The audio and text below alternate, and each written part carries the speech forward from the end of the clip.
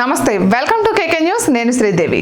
నందమూరి తారక రామారావు తెలుగుదేశం పార్టీని స్థాపించి కేవలం 9 నెలల కాలంలోనే అప్పటి అధికారంలో ఉన్న కాంగ్రెస్ పార్టీపై ఘన విజయాన్ని సాధించారు.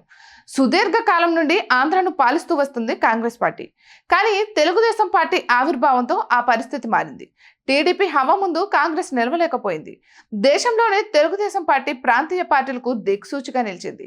అయితే అదే తెలుగుదేశం పార్టీని మట్టి కరిపించింది కాంగ్రెస్ పార్టీ. కానీ రాష్ట్ర విభజన పుణ్యమాని కాంగ్రెస్ పార్టీ ఈ రాష్ట్రంలో సోది లేకుండా పోయింది. కనీసం ఉనికి చాటుకోలేకపోతోంది. ఈ ఎన్నికల్లో రాజశేఖర రెడ్డి కుమార్తె షర్మిల ద్వారా బలపడాలని భావించింది. కానీ బలం పెంచుకోలేకపోయింది. వైసీపీ పతనంతో బలపడాలనుకున్న కాంగ్రెస్ పార్టీ ఆశలు నీరుగారిపోయాయి. వైసీపీ పతనం వరకు ఓకే, కానీ కాంగ్రెస్ పార్టీ ఈ ఎన్నికల్లో ఉనికి మాత్రం చాటుకోలేకపోయింది. ఇక 1983లో తెలుగుదేశం పార్టీ ఆవిర్భవించింది. పార్టీ ఏర్పాటు చేసిన 9 నెలల కాలంలోనే ఆ పార్టీ అధికారంలోకి రాగలిగింది. అప్పటి నుండి కాంగ్రెస్ పార్టీకి ఇబ్బందులు ప్రారంభమయ్యాయి. ఇక 1985లో నాదెండ్ల భాస్కర్ రావు రూపంలో కాంగ్రెస్ పార్టీ టీడీపీని నిలువరించే ప్రయత్నం చేసింది. కానీ నందమూరి తారక రామారావు అభిప్రాయాన్ని కోరుతూ ఎన్నికలకు వెళ్లారు. అంతులేని ప్రజామోదంతో అధికారంలోకి రాగలిగారు. కానీ 1989 ఎన్నికల్లో తెలుగుదేశం పార్టీ ఓటమికి గురికాక తప్పలేదు. అయితే 1994 ఎన్నికల్లో మరోసారి అధికారంలోకి వచ్చింది తెలుగుదేశం పార్టీ. 1995లో టీడీపీలో సంక్షోభం ఎదురైన ఆ ఎన్నికల్లో చంద్రబాబు సర్కార్ విజయం సాధించింది. 2004లో రాజశేఖర రెడ్డి నేతృత్వంలోని కాంగ్రెస్ పార్టీ అధికారాన్ని హస్తగతం చేసుకుంది. ఇక 2009 ఎన్నికల్లోనూ తెలుగుదేశం పార్టీకి చుక్కెదురైంది. రాజశేఖర రెడ్డి అకాల మరణంతో వైసీపీ ఆవిర్భవించింది. కాంగ్రెస్ పార్టీ స్థానంలో ఉనికి చాటుకునే ప్రయత్నం చేసింది.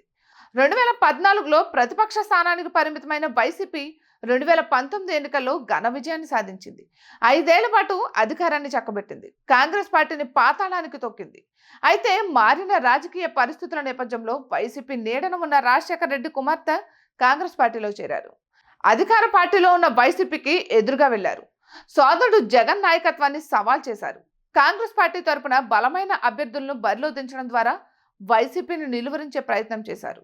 కానీ ఆ పార్టీ సాధించిన ఓట్లు అంతంత మాత్రమే. మెజార్టీ సర్వేలు కాంగ్రెస్ పార్టీ 1-2 సీట్లు సాధిస్తోందని చెప్పిన ఓట్లు సీట్ల పరంగా ఆ పార్టీ సాధించినవి అంతంత మాత్రమే.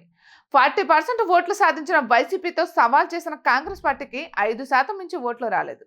కానీ వైసీపీని గద్దె దించామన్న సంతోషంతో కాంగ్రెస్ పార్టీ గడిపిస్తోంది. ఒక విధంగా చెప్పాలంటే తెలుగుదేశం కూటమి అధికారంలోకి వచ్చేందుకు షర్మిల నేతృత్వంలోని కాంగ్రెస్ పార్టీ ఎంతగానో దోహదపడిందని విశ్లేషకులు అభిప్రాయపడుతున్నారు. కానీ ఆ పార్టీకి దక్కిన ఓట్లు మాత్రం అంతంత మాత్రమే. కేవలం వైసీపీ ఓటమితో తాము బలపడ్డం అన్న ఆలోచనలో కాంగ్రెస్ పార్టీ ఉండడం విశేషం. ఇటువంటి మరెన్నో వీడియోస్ కోసం కేకే న్యూస్ తెలుగు ఛానల్ని సబ్స్క్రైబ్ చేసుకోండి.